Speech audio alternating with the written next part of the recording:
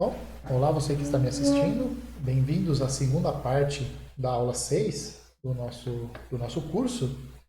E nessa aula nós vamos dar alguns exemplos sobre subgrupos gerados. Em geral nós vamos tentar falar sobre subgrupos cíclicos, tá? Mas não necessariamente, tá bom? Então vamos lá, então a ideia é dar só exemplos de subgrupos nessa parte da aula. E no finalzinho nós vamos dar também uma caracterização aí de grupos cíclicos em termos do ZN, tá bom? Mas vamos nos ater bastante a exemplos. Então vamos lá. Nós acabamos de ver na parte 1 que se você tem um conjunto S não vazio, então o subgrupo gerado por esse S são todas as potências, ou na verdade são todos os produtos de potências de elementos de S. Sempre produtos finitos, né? É o produto finito, de uma quantidade finita de potências de elementos de S. Tá? Então você pega o seu conjunto S, você calcula todas as potências que você tem para calcular dos elementos de S, e depois você faz todos os produtos dos elementos de S. Você fala assim, cara, isso aí pode dar um conjunto imenso, né? E é verdade, isso aqui realmente pode dar um conjunto imenso, pode ter muitos elementos dentro desse gerado por S. Isso tudo depende de quem é o seu S, depende de quem é o seu G, isso depende de várias coisas. Um exemplo disso é o conjunto, pega o grupo S3, e dentro do S3 você pega essas três permutações aqui. No vídeo anterior eu escrevi os elementos como ciclos, tá? E aqui eu voltei a escrever eles como na forma matricial. Tá? Eu uso esses dois tipos, esses dois modelos, essas duas formas de escrever, para vocês irem se adaptando tanto ao formato de ciclo, como também ao formato de matrizes 2×3 nesse caso aqui. Tá certo?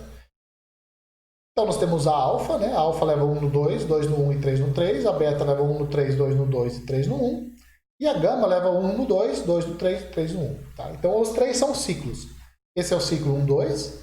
Esse é o ciclo 1, 3. E esse é o ciclo 1, 2, 3. 1 vai no 2, 2 vai no 3, 3 vai no 1. Então é o ciclo 1, 2, 3. Tá? Você pode observar o seguinte, que se você elevar a alfa ao quadrado, eu não vou fazer essa conta aqui para você, mas se você elevar a alfa ao quadrado, você já vai obter a identidade. Então pronto, quem é o gerado pelo alfa? É o subgrupo formado pela identidade e pela alfa. Aí você fala assim, mas e alfa ao cubo? Ora, alfa ao cubo é alfa quadrado operado com alfa. Mas alfa ao quadrado já deu identidade. Então alfa ao cubo é identidade. Alfa ao cubo é igual a alfa. E alfa elevado à quarta? Ora, alfa elevado à quarta é a própria alfa. Quer dizer, alfa elevado à quarta é a identidade. Desculpa. Então as potências, se você está calculando potências de alfa, você vai ficar pipocando entre a identidade e entre a alfa. Tá? Então não vai te produzir nada mais do que esses dois elementos. E, portanto, o ideal gerado pelo alfa é só a identidade alfa. Então esse conjunto aqui que você poderia pensar, nossa, isso aqui vai ser um conjunto imenso, né? Porque são produtos de potências de elementos de S. Ora, aqui nesse caso, o S é formado por um único elemento. Só um elemento. E o quadrado dele já dá a identidade. Então não tem muita gente lá dentro. Pode ter muita gente, como pode não ter. Olha a beta. Beta ao quadrado também dá a identidade. Então, o ideal gerado pelo beta também só tem... O subgrupo gerado pelo beta só tem a identidade beta. A gama ao quadrado, se você pegar a gama ao quadrado e calcular, pega a gama e calcula o seu quadrado, isso vai dar 1, 3, 2 vai no 1 e 3 vai no 2. Tá? Então esse é o ciclo 1, 3, 1, 3, 2. Tá? Se você pegar a alfa, a gama, desculpa, e elevar ao cubo, essa daqui é o cubo, isso vai te dar a identidade. E portanto a gama, potências de gama só vão te trazer três elementos distintos. A identidade, a gama e a gama quadrada. Então, o ideal gerado pela gama é o subgrupo formado por esses três elementos. Tá? Você pode pegar os outros elementos do S3 e pode calcular. Faça isso como exercício. Pega os outros elementos do S3 e calcula. Quem será que é o ideal gerado por cada um desses elementos? Tá certo? Bom, continuando. Vamos pegar agora o grupo S1 com o produto. Quem é o S1 mesmo? Volta lá nas aulas anteriores e você vai ver que o S1 é o conjunto formado pelos números complexos que tem a norma 1. Ou seja, são aqueles números complexos que estão sobre a circunferência de raio 1 no plano complexo, centrada na origem, é claro. Tá? Nessa circunferência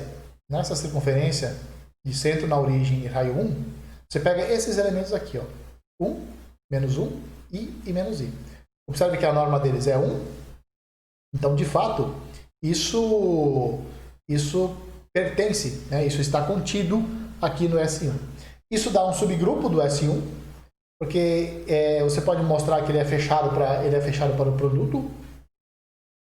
1 operado com menos 1 dá menos 1, 1 operado com i dá i, 1 operado com menos i dá menos i, menos 1 operado com i dá o menos i, e assim por diante. Você vai fazendo aqui os produtos e você vai ver, pode fazer a tabela, né, de operação, e você vai ver que esse conjunto é fechado para a operação. Como ele é um subconjunto finito, então basta mostrar que é fechado para a operação para você verificar que é subgrupo. Tá? Agora observe o seguinte, ó, i quadrado dá menos 1, i ao cubo dá menos i, se você fizer o cálculo complexo. Se você pegar i à quarta, isso já volta para o 1. Moral da história, o seu subgrupo H ele é gerado pelo i. Por quê? Porque o i produz todos os elementos, produz os 4 elementos aqui no seu H. Da mesma forma, você pode mostrar que o menos i também gera H. Não só o i, mas o menos i também gera H. O desafio é, será que o 1 e o menos 1 também geram H? Essa é a pergunta que você vai responder. Isso é um exercício para você tentar resolver. Tá? Observe o seguinte, o que isso está mostrando aqui? Esse exemplo está mostrando algumas coisas. Primeiro, o mesmo subgrupo ele pode ter geradores diferentes. Esse subgrupo aqui, por exemplo, o H, ele tem dois geradores diferentes, o I e o menos I. Mais uma coisa que esse exemplo mostra, que pode haver subgrupos finitos em grupos infinitos. Tá? Esse grupo aqui ele é infinito. Esse subgrupo é finito. Tá? Então, essa é uma coisa interessante. Subgrupos infinitos podem conter subgrupos finitos. O que não pode acontecer é o contrário. Existirem subgrupos infinitos dentro de grupos finitos. Isso é impossível. Então não dá. Tá? Vamos lembrar algumas coisas aqui a respeito do grupo multiplicativo. Vamos lembrar alguma coisa sobre a multiplicação no Zn. Tá?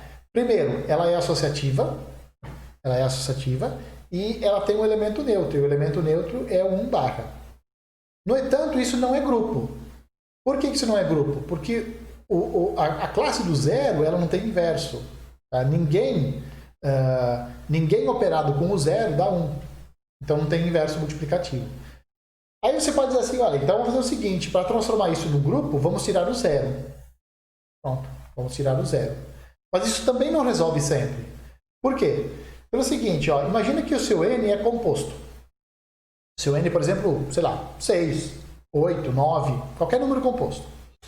Como esse número é composto, você pode escrever ele como produto de 2, outros números inteiros, eu chamei eles aqui de k e de m, e o k e o m eles estão entre 1 e n.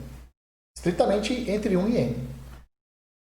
Então, isso daqui, o Zn estrela com o produto também não pode ser grupo. Por quê? Porque a classe do K e a classe do M está no Zm. Olha, são números menores do que N. Então, o MK o K barra e o M barra, eles estão no Zn. Mas quando você faz o produto deles, isso dá 0. E o 0 não está no Zn estrela. Então, isso aqui não é grupo. Pensa no 6. O 6 você pode escrever como 2 vezes 3. Então, 2 barra vezes 3 barra dá 0. Né? Porque dá 6. 2 vezes 3 dá 6. 6 no Z6 é 0. Então, não está no Z6 estrela esse produto. O produto de 2 barra com 3 barra. Não está no Z6 estrela. Então, isso aqui não pode ser grupo. Então, isso não basta. Nos inteiros, bastou. Né? Nós vimos que os inteiros com a multiplicação não é grupo. Mas nós tiramos o zero. No momento que nós tiramos o zero, todo mundo... Não, desculpa. Os racionais, né? Os racionais, desculpa. Os racionais não era grupo, mas nós tiramos o zero, aí todo elemento tinha inverso, e, portanto, os racionais sem o zero, ou seja, o Q estrela, ele é grupo multiplicativo. O Zn estrela não é grupo multiplicativo. Tá? Nem sempre. Nem sempre. Às vezes vai ser, às vezes não vai ser. E nós temos que lembrar, é claro, que nem todo elemento do Zn tem inverso. E lembrando que um elemento tem inverso, no Zn tem inverso, uma barra tem inverso, se existe um B barra, tal que a barra vezes B barra dá um barra. Isso sai da teoria dos números, e isso aqui só acontece se o MDC entre o A e o N for 1. Se o MDC entre o A e o N não for 1, isso daqui não acontece. O A não tem elemento inverso. Tá? O que significa dizer que o A e o N têm MDC igual a 1? Significa dizer que eles são primos entre si. Ou seja, que o A e o M eles não têm fator primo em comum. Tá?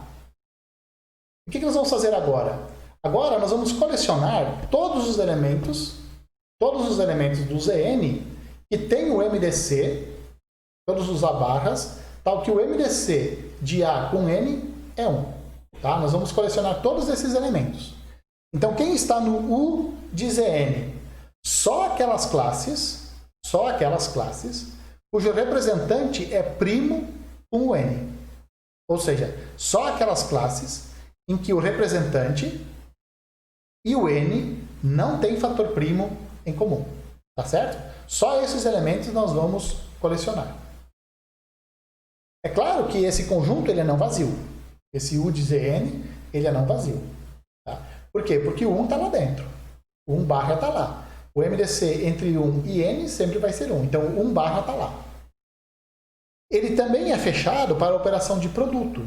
Por quê?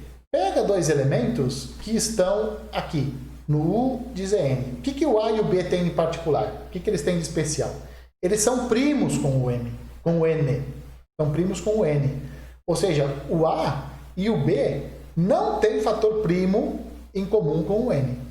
Ora, se eles não têm, o produto AB, que é exatamente igual à classe AB, também não tem fator primo em comum com o N. Também é primo entre si. Se você pega o A primo com o N e o B primo com o N, quando você faz o produto deles, continua dando primo com o N. Continua dando essa propriedade aqui. E, portanto, o AB, o A barra, B barra, cai lá dentro. Então, é fechado para o produto. Além disso, a operação é associativa. Isso você vê na teoria dos números. 1 barra é o elemento neutro. E todo elemento tem inverso. Por que todo elemento tem inverso? Por causa dessa propriedade aqui. Ó. Por causa dessa propriedade aqui, da maneira como foi definida. Ó. Nós temos aqui. Ó. Olha só. A barra tem inverso multiplicativo, C e somente C, o MDC entre o A e o N é 1. Ora, se nós colecionamos todos os elementos que são primos com o N, então todo elemento acaba tendo inverso. E, portanto, o de Zn com a multiplicação é grupo. Tá? Vamos a alguns exemplos disso. Quem é o U de Z8? O de Z8 são todas as classes que têm MDC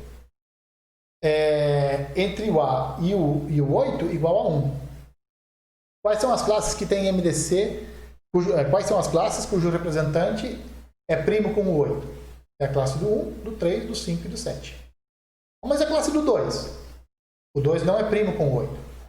E o 4? O 4 não é primo com o 8. E o 6? O 6 não é primo com o 8. E o 0? O 0 não é primo com ninguém. Então o 0 nunca está nesses U de Zm, no U de Zm aqui. Nunca estará. Tá? Agora observe o seguinte, ó. No Z8, 3 ao cubo dá 1 barra. Tá? Então, potências de 3, você não produz muita coisa. Você só produz a identidade, que é o 1. 5 ao cubo é 25, mas 25 no Z8 é 1. Então, também você não produz muita coisa com as potências do 5. E potência do 7? Também não produz muita coisa. Por quê? Porque 7 quadrado é 49. 49 é igual a 1 no Z8. Então, percebe? Ah, mas e 1 ao quadrado? É 1. O 1 também não produz. A identidade nunca produz nada, só produz ela mesma nas potências.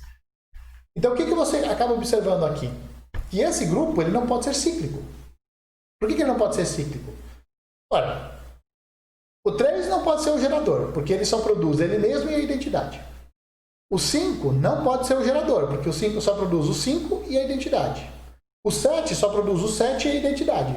Pronto, então nenhum deles. Você não consegue o 3 a partir do 5. O 5 você não consegue a partir do 7. O 7 você não consegue nem do 5 e nem do 3, e assim por diante.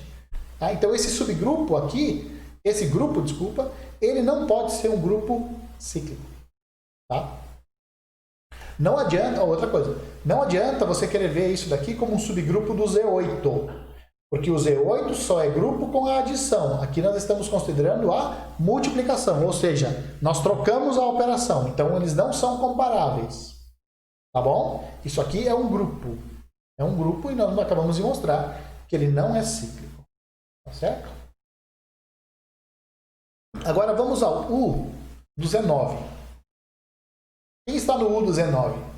Aquelas classes cujo representante é primo com o 9. Então o 1 sempre está. 1 é primo com todo mundo. O 2 está? Sim, porque o 2 e o 9 são primos entre si. O 3 e o 9 são primos entre si? Não, não são. Então você elimina o 3 da jogada. O 4 é primo com o 9, o 5 também é, o 6 não é. O 6 não é. O 7 está e o 8 também está nesse grupo. Agora vamos olhar para as potências do 2. Olha só. 2 ao quadrado é 4. Então, com o 2, você já produziu o 4. Com o quadrado do 2, você já produziu o 4. 2 ao cubo é 8. Opa, 8 está aqui. 2 à quarta. 2 à quarta é 16. 16 no Z9 é 7. Então, você já produziu o 4, o 8 e o 7. 2 à quinta é 32. 32 no Z9 é 5. Tá? Então, com o 2 você produz o 4, o 5, o 7 e o 8. Ah, mas como é que você produz o 2 com o 2? Elevando a 1. 2 elevado a 1 é 2. E como é que você produz o elemento neutro? 2 elevado a 0. Tá? Então, com o 2, você produziu todos os elementos desse grupo. Portanto, aqui, ó, 2 à sexta também, né? 2 a 0 ou 2 à sexta, tanto faz. E, portanto, esse grupo aqui, ele é grupo cíclico gerado pelo 2. A pergunta é, verifique você, dá um pause aqui no vídeo, será que o 4 é um gerador? O 1 não pode ser gerador, já vou falar para vocês. O elemento neutro nunca é gerador, a não ser grupo trivial, que só tem um elemento neutro. Mas aqui nós temos um grupo com 6 elementos. Então o elemento neutro nunca vai ser gerador desse grupo. Então esquece 1. O 2 nós já vimos que é gerador. Será que o 4, 5, 7 e o 8 são geradores? Verifica, dá uma verificada. Calcule as potências do 4, as potências do 5, as potências do 7, as potências do 8. E verifica, será que você vai conseguir os outros elementos a partir desses? Do 4, por exemplo? Será que consegue com 5? Não sei. Verifica aí. Faça algumas continhas. Opa! Aqui. O que diz a próxima proposição? Olha só. O Zn, ele é grupo com a adição. Tá? A pergunta é, quais são os geradores do Zn com a adição? E a resposta está dada, antes nós estávamos com a multiplicação, antes nós estávamos com o U de Zn. Tá? U de Zn é um grupo, Zn é outro grupo. Aqui é o produto, aqui é a adição.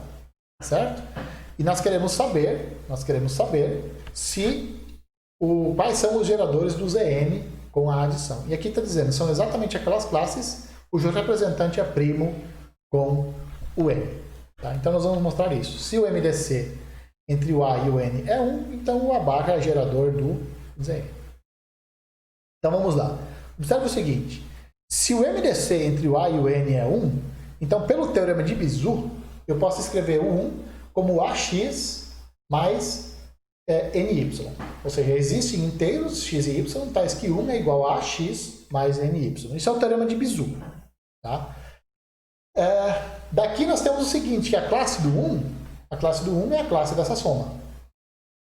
Mas isso dá exatamente a barra x barra. Por quê? Porque quando você abre isso daqui, abre essas barras, vai ficar a barra x barra mais n barra y barra. N barra é zero. N barra é zero no Zn. Então isso daqui desaparece quando você distribui a barra. Tá? E portanto, se eu multiplicar ambos os lados por b barra, eu vou ter que b barra é isso daqui. Tá? E então, isso é a mesma coisa que bx vezes a barra. Isso para todo b barra no Zn. Ou seja, o que eu vou ter? Que o a barra é um gerador desse grupo. Por quê? Todo elemento do Zn eu escrevi como um múltiplo da classe do A. Portanto, ela é portanto, o a barra é um gerador. Por exemplo, o Z8 mais tem esses geradores aqui, ó, 1, 3, 5 e 7. Olha lá, olha os geradores do Z8 aqui, ó. Aqui, ó. Os geradores do Z8 são exatamente os elementos do U de Z8. Quem são os geradores do Z9? Não está aqui, mas quem são os geradores do Z9? Os geradores do Z9 são esses aqui, ó, são os elementos do U de Z9. Tá? Se o P é primo, todos esses elementos aqui são geradores do ZP. Por quê? Porque todos eles são primos com o P. Tá certo? Bom, com isso nós encerramos então a segunda parte da nossa aula e que nós vimos basicamente exemplos, né? Então, exemplos de grupos, subgrupos cíclicos, exemplos de grupos cíclicos, exemplos de grupos que são cíclicos, enfim, vimos um punhado de exemplos, certo?